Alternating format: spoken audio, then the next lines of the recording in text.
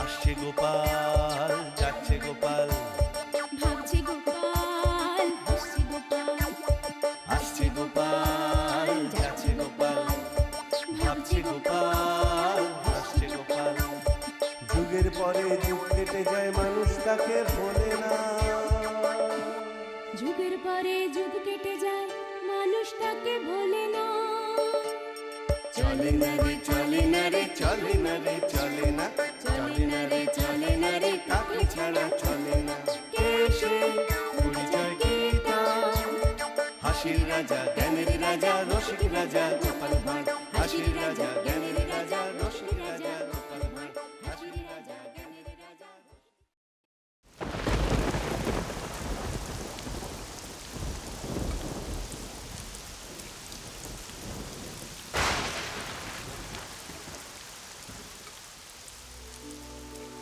উফ, এত বেলা হয়ে গেল, এদিকে বৃষ্টি থামার কোনো লক্ষণ দেখছি না।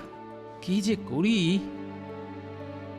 এই বৃষ্টিতে আজও তোমার রাজসভায় যেতে দেরি হয়ে যাবে গো। দেরি সে তো রোজই হয়। আগে দেখো রাজসভায় যেতে পারি কি না। যা বৃষ্টি হচ্ছে, এই বৃষ্টিতে যেতে গেলে যে পুরো ভিজে যাব, আর ভিজে গেলেই অসুখে পড়বো। তখন এই তোমাকে এই আমার সেবা করতে হবে বলে দিলাম। মরণ, সে তো আমার রোজই তোমার সেবা করতে হয় গো। রোজ রান্না করো, ধুতি কেচে দাও, এগুলো কি সেবা নয়? যত সব। আমি বলছি বৃষ্টি ধরলে তবে যাবে। বৃষ্টি থামবে বলে মনে হয় না। না, আমার আজ রাজসভায় যাওয়াও হবে না। এত কামাই করলে না, এবার তোমার চাকরি যাবে। তোমার আর কি, যত সমস্যা তো আমার। ওমা গো! এ কি হলো গো? বাড়ি ভেঙে গেল গো! হায় হায় হায় হায়! আহ গিন্নি, একটু চুপ করো দেখিনি, দেখি ভালো করে কি হলো।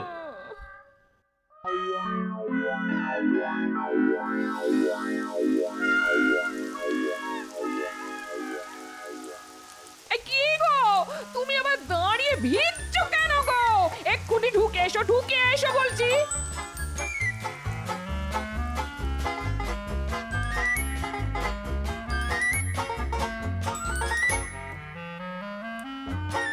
উফ, অনেক হয়েছে ওই মাথা মোছা। ওই কখানি চুল, তাতে অত মুছলে সেগুলো যাবে। বলি এবার কি করবে? হ্যাঁ, বৃষ্টিটা একটু কমলো বলে মনে হচ্ছে না, কিন্তু আবার জোরে বৃষ্টি এলে পুরো বাড়িটাই ভেঙে পড়বে, এ আমি বলে দিলাম। হ্যাঁ, না না, এখন আমি বাড়ি সারাতে পারবো না। তার পারবে কেন? কিপটে বুড়ো, বাড়ি ভেঙে পড়লে তুমি এই বাড়িতেই বসে থাকবে, আমি বাপের বাড়ি চলে যাব, এ আমি বলে দিলাম। হ্যাঁ, আহ গিন্নি, খালি এক কথা, যেটা বোঝো না সেটা নিয়ে আর কথা বলো না তো। তাই না? আমি কিচ্ছু বুঝি না না, যত বোঝো তুমি। তা আমি কি বুঝি না শুনি? এই বাড়ি সারিয়ে কোনো লাভ নেই। এটা তুমি ঠিক বলেছো, আমার বহুদিনের শখ একটা দোতলা বাড়ি। বাবা, বহুদিনের শখ, আগে তো বলনি, এই প্রথম শুনলাম। বললে কি আর তুমি পারতে? এখন বানাও, একটা দোতলা বাড়ি বানাও তো। আচ্ছা, একটা দোতলা বাড়ি বানাতে কত খরচা তোমার ধারণা আছে? ও সব আমি শুনতে চাই না, তোমার যা দরকার তুমি মহারাজের কাছে চাও। দেখি কি হয়। এবারে ফসল বেশি বৃষ্টির জন্য নষ্ট হয়েছে, প্রজারা ঠিকমতো খাজনা দিতে পারছে না। এই সময় মহারাজ কি দিতে পারবে? বলি অত ভাববার কি আছে? তুমি সাহায্য কেন পাবে না? তুমি আগে চেয়ে দেখো। তবে মহারাজ না দিলেও আমি কিন্তু কিচ্ছু শুনতে চাই না। হ্যাঁ, আমার দোতলা বাড়ি চাই। হ্যাঁ হ্যাঁ গিন্নি, তুমি হচ্ছে সীতার মতো, খালি বলে সোনার হরিণ চাই, সোনার হরিণ চাই। এদিকে আমি রামচন্দ্রের মতো বনবাসে যেতে পারলেই বাঁচি। আগে দোতলা বাড়ি বানাবে, তারপর তুমি বনবাসে যাও আর যেখানে খুশি যাও, আমার কোনো মাথা ব্যথা নেই। মাথা ব্যথা তোমার হবে কেন? আমার মাথা তুমি ব্যথা করে দিচ্ছ। উফ, একবার মুখ ফসকে কি বলে ফেললাম, ব্যাস অমনি শুরু হয়ে গেল। ধুত্তে। রাজসভায় গোপাল কাল আসেনি, আজও এখনো পর্যন্ত এলো না। না, আমার বিশেষ চিন্তা হচ্ছে। আপনি শুধু শুধু চিন্তা করছেন মহারাজ, গোপাল এমনিতেই ভীষণ কুঁড়ে, এটা তো সবাই জানে। মন্ত্রী, তাহলে তুমি বলতে চাইছো রাজসভায় আসতেও গোপালের আলস্য? না না না, এটা আমি বিশ্বাস করতে পারছি না। মহারাজ, গোপালের সব কিছুতেই আলস্য। আমি একটার পর একটা উদাহরণ আপনাকে দিতে পারি। তা কিরকম শুনি? আপনি যখন কোনো সমস্যার কথা বলেন তখন আমরা সবাই কত রকম আলোচনা করি, কিন্তু গোপাল প্রায় চুপ করে থাকে। আমি এই ব্যাপারে গোপালকে জিজ্ঞাসা করেছিলাম। গোপাল আমার কথার উত্তরে কি বলেছিল জানেন? না, জানি না। তা এখন বলো। গোপাল আমাকে বলেছিল ওর কাজ হচ্ছে মহারাজকে হাসানো, কারণ ও রাজসভার মাইনে করা ভাঁড়। জটিল আলোচনায় নাকি ওর নিজেরই হাসি পায়, তাই চুপ করে থাকে। বেশ বেশ বেশ। আরও আছে মহারাজ। আচ্ছা, সে কথা না হয় পরে শোনা যাবে। তার আগে জানতে চাই গোপালের খবর কারো কাছে আছে কিনা। মহারাজ, গোপালের সাথে আমার আজ সকালে দেখা হয়েছিল। তো সেই কথাটা আগে বলবে তো। আমি দেখলাম গোপালের মুখ ভার। প্রশ্ন করাতে বলল ওর বাড়ি নাকি ভেঙে গেছে। গোপালের বাড়ি ভেঙে গেছে? কি সর্বনাশ! তাহলে গোপাল কি এখন পথে বসে আছে? না মহারাজ, ওরকম ভাঙেনি যাতে গোপাল পথে বসে। তুমি কি নিজের চোখে দেখেছো পণ্ডিত? না মানে কি বলেছি মহারাজ, দেখুন আর একটা নমুনা। গোপাল হচ্ছে মিথ্যে কথা বলার রাজা। আসলে নানা ছুতোয় ওর আজকে কামাই করার শখ। দেখুন, বৃষ্টিতে নদীতে ভালো মাছ পেয়েছে, সেই মাছ বসে বসে ধরছে।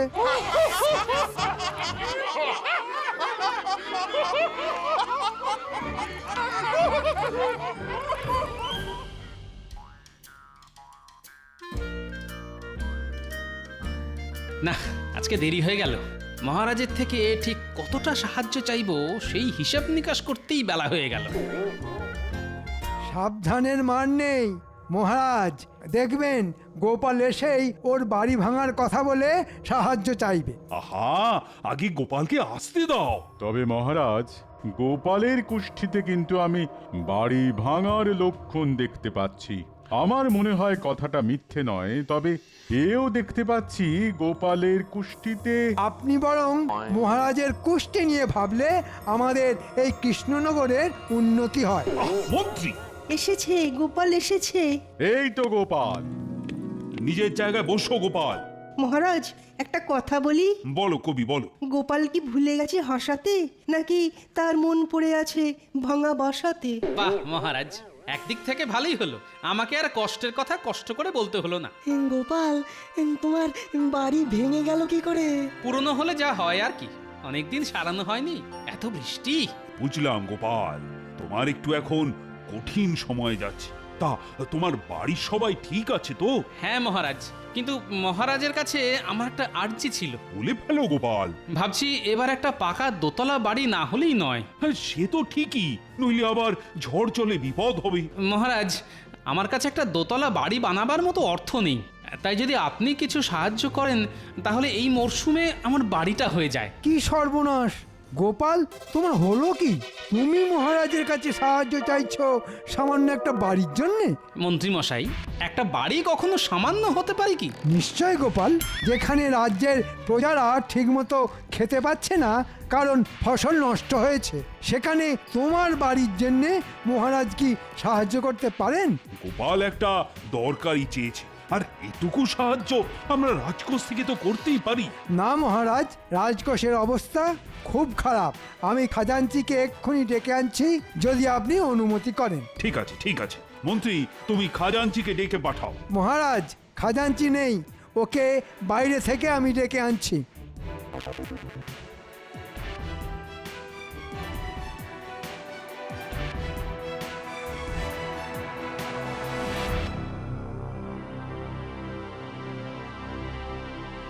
মন্ত্রী মশাই, না বলছি, আপনি আমাকে এখানে ডেকে আনলেন কেন? মানে আপনি বললে আমি সোজা রাজসভাতেই। এত কথা বলো না খাজাঞ্চি, আমি যা বলছি মন দিয়ে শোনো। গোপাল একটা বাড়ি করবার মতলব করছে, আর এটা কিছুতেই আমি হতে দেব না। আহা, আমারও একটা বড় বাড়ি হলে বেশ হয় কিন্তু। সব হবে, শুধু আমার কথা শুনে চলো। রাজকোষের অবস্থা এখন কি রকম? এইবার খাজনা আদায় ভালো মতো না হলেও এই গেলবার যা আয় হয়েছিল তাতেই আমাদের রাজকোষ এখনো ভর্তি। এর উল্টো কথা তুমি মহারাজকে বলবে। হ্যাঁ,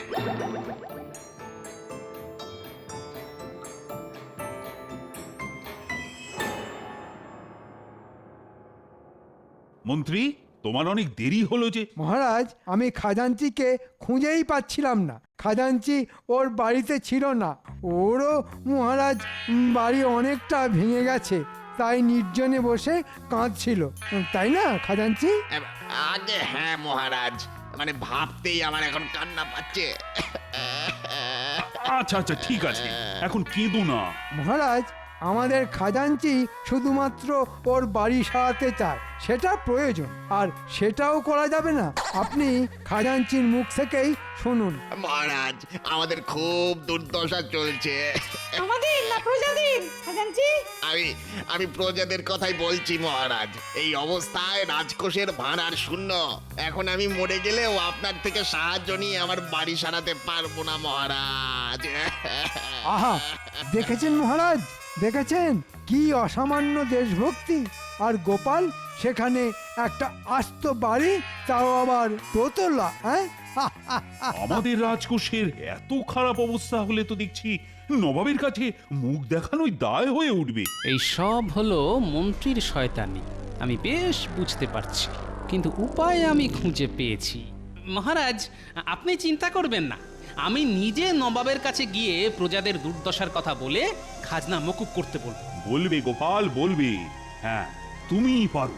নবাব তোমাকে পছন্দ করেন বলেই তো আমি জানি। কিন্তু গোপাল, তুমি নিশ্চয়ই বুঝতে পারছো যে প্রজাতির এই অবস্থা আর রাজকোষের এই অবস্থা, সেখানে তোমার পাকা দোতলা বাড়ির জন্য অর্থ সাহায্য করা মানে এই মুহূর্তে সম্ভব হচ্ছে না। আমি বুঝতে পেরেছি মহারাজ, আপনি নিশ্চিন্তে থাকুন, এখন আপনার সাহায্য করার প্রয়োজন নেই। এই বিলাসিতা যে এখন করা উচিত হবে না, এটা গোপাল তুমি বুঝতে পেরেছো, এটাই যথেষ্ট। আগে হ্যাঁ মন্ত্রী মশাই, আমি সবটাই বুঝতে পেরেছি। ব্যাটা ঠিক কি বলতে চাইছে আর কি ধান্দা নিয়ে নবাবের কাছে যাচ্ছে কিছু বুঝতে পারছি না।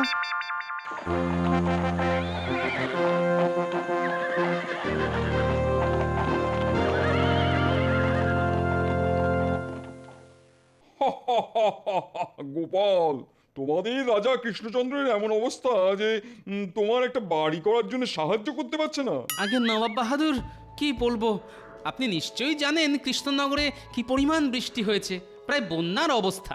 নদীর পাড়ে অনেকের বাড়ি ধসে তলিয়ে গেছে।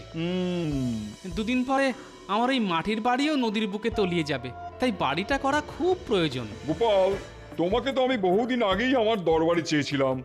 তোমার মতন একজন রসিক লোকের আমার খুব প্রয়োজন। তুমি আর তোমার গিন্নি এই মুর্শিদাবাদে এসে থাকতে পারো। আগে তা হয় না নবাব বাহাদুর, কৃষ্ণনগরের সঙ্গে আমার আত্মার টান, আমার সবকিছু তো ওখানেই কিনা। আর তুমি কি না মুর্শিদাবাদে এসেছো নবাবের কাছে বাড়ি তৈরির সাহায্য প্রার্থনা নিয়ে? আমি অনেক আশা নিয়েই এসেছি নবাব বাহাদুর। তোমাকে সাহায্য আমি করতেই পারি, কিন্তু কেন করব সেটাই হলো আসল কথা। ঠিক বলেছেন হুজুর, আসল কথা হলো আমরা কেন সাহায্য করব? তোমাকে দিয়ে আমাদের কোনো উপকার কবে হয়েছে বলো? নবাব বাহাদুর, আপনি যা কিছু করবেন সেটা আমাকে ভালোবেসেই করবেন, এটাই আমার আশা। আমি জানি আপনি আমাকে নিরাশ করবেন না। বেশ, আপনার কাছে আরেকটি আর্জি আছে। আবার কি? আপনি নিশ্চয়ই বুঝতে পারছেন কৃষ্ণনগর এখন খাজনা দেবার জায়গায় নেই। বাহ, খাজনা মুকুব করতে হবে, তোমার বাড়ি করতে হবে, আর কত কি চাই তোমাদের? নবাব বাহাদুর, চাওয়ার কি কোনো শেষ আছে? তবে অন্য উপায় দেখি না যে। ঠিক আছে ঠিক আছে, খাজনা মুকুব। আমি খবর পেয়েছি এইবার সত্যিই ফসল নষ্ট হয়েছে, একই সাথে আমার বাড়িও নষ্ট হয়েছে। তোমার একটা দোতলা বাড়ি চাই। কিন্তু গোপাল, তোমার তো বয়স হয়েছে, দোতলা বাড়ি নিয়ে কি করবে? সিঁড়ি ভেঙে উঠতে নামতে হাঁপ ধরে যাবে। আমারই হয়, আর তোমার বয়সের তো কোনো ঠিক ঠিকানা নেই। না নবাব বাহাদুর, আমার দোতলা বাড়ি চাই, সেই জন্যই আমি এত দূর চলে এসেছি। এমনি এমনি তো হবে না গোপাল, তোমার একটু বুদ্ধি খরচা করতে হবে। আমি দেখতে চাই তোমার বুদ্ধির ধার এখনো আছে নাকি সেখানে মরচে পড়েছে। যদি মরচে পড়তে দেখি তাহলে বুঝবো তুমি সত্যিকারের বুড়ো হয়েছো। কিন্তু কোনো কিছু নয় গোপাল, কোনো কিছু নয়। সত্যিকারের বুড়ো হলে তোমার আর দোতলা বাড়ি হবে না। তা নবাব সাহেব আমাকে কি করতে হবে? তুমি যদি সিঁড়ি বা মই ছাড়া আমার দোতলা মহলের একেবারে ওপরে উঠতে পারো, তবেই একমাত্র তুমি তোমার বাড়ি করার জন্য সাহায্য পাবে। তুমি করে দেখাও, আর কোনো কথা নয়। বেশ, তাই হবে। আমি সিঁড়ি বা মই ছাড়া আপনার দোতলা মহলে উঠে যাব। এ কি, তোমার কি পাখির মতো ডানা গজাবে নাকি? আহ, আহ, আহ, আহ, আহ, আহ। আপনি প্রস্তুত থাকুন নবাব সাহেব, ওই দোতলা মহল থেকে আপনি আমার গলার স্বর খুব শিগগিরই শুনতে পাবেন। বেশ, আমি তোমার গলার স্বর শোনার অপেক্ষায় রইলাম।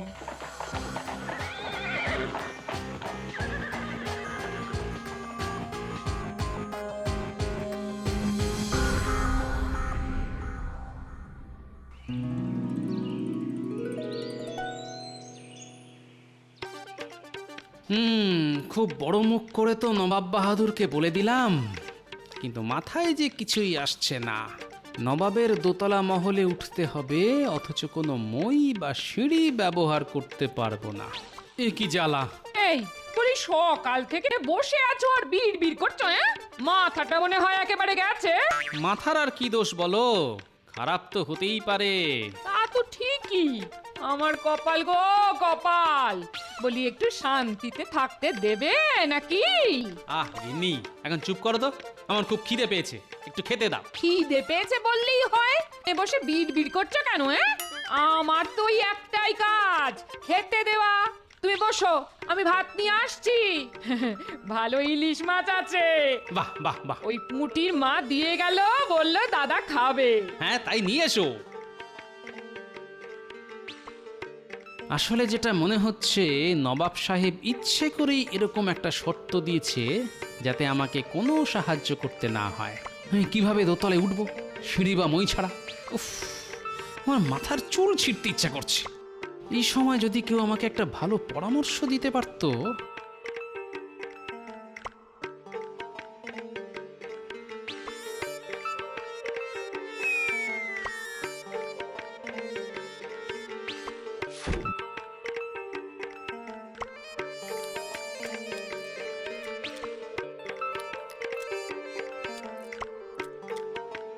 আরো একটা মাছ দাও দেখি, আর কয়েক হাতা ভাত দাও।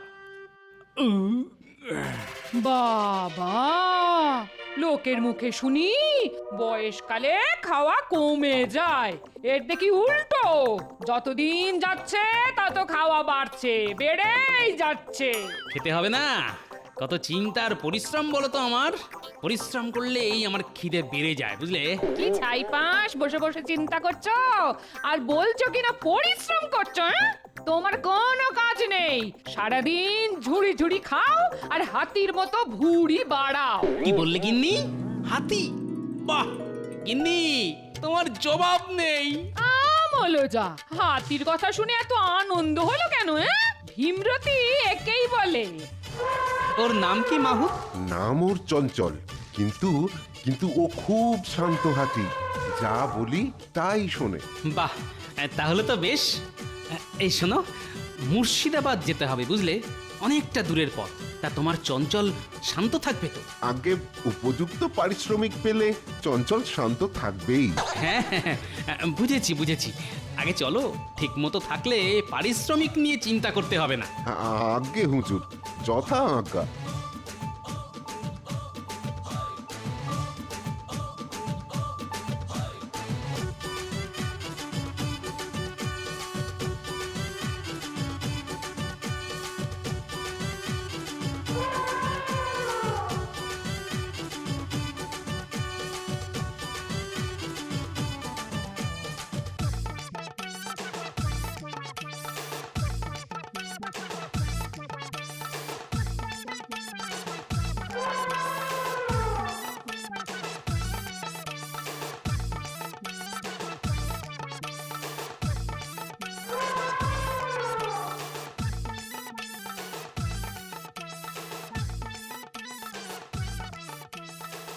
এই অন্ধকারের জন্যই অপেক্ষায় ছিলাম।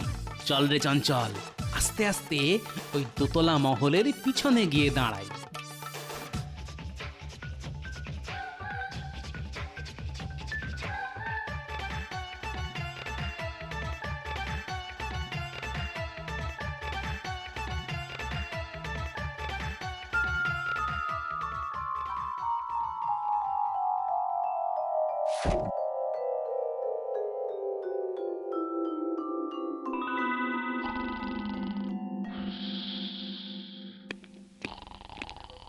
সুপ্রভাত নবাব বাহাদুর।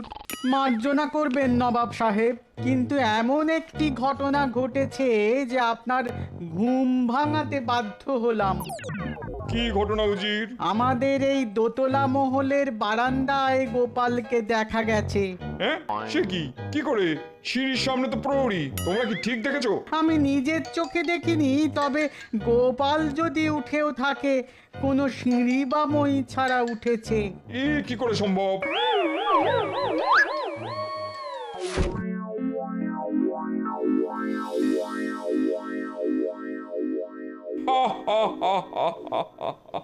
কেউ নেই উজির। আগে যে গুজব ছড়াচ্ছে তার আমি গর্দান নেবো। নবাব বাহাদুর, তাই তো, টুকি এ তো গোপালেরই গলার স্বর, টুকি। কিন্তু ওকে দেখা যাচ্ছে না কেন? ভূত নাকি? নবাব বাহাদুর, টুকি উজির, শিগগিরই খবর নাও গোপাল মরে গেছে কিনা। গোপাল, টুকি। গোপাল, গোপাল তুমি কোথায়? তোমাকে দেখতে পাচ্ছি না কেন? যদি মানুষ হও তাহলে সামনে এসো, আর যদি ভূত প্রেত অন্য কিছু হও তাহলে এক্ষুনি চলে যাও। না শুনলে? নবাব সাহেব, ভূত হলে তো গর্দানও নেওয়া যাবে না। হ্যাঁ হ্যাঁ নবাব বাহাদুর, আমি মানুষই আছি বটে। তুমি উঠলে কি করে? চঞ্চল,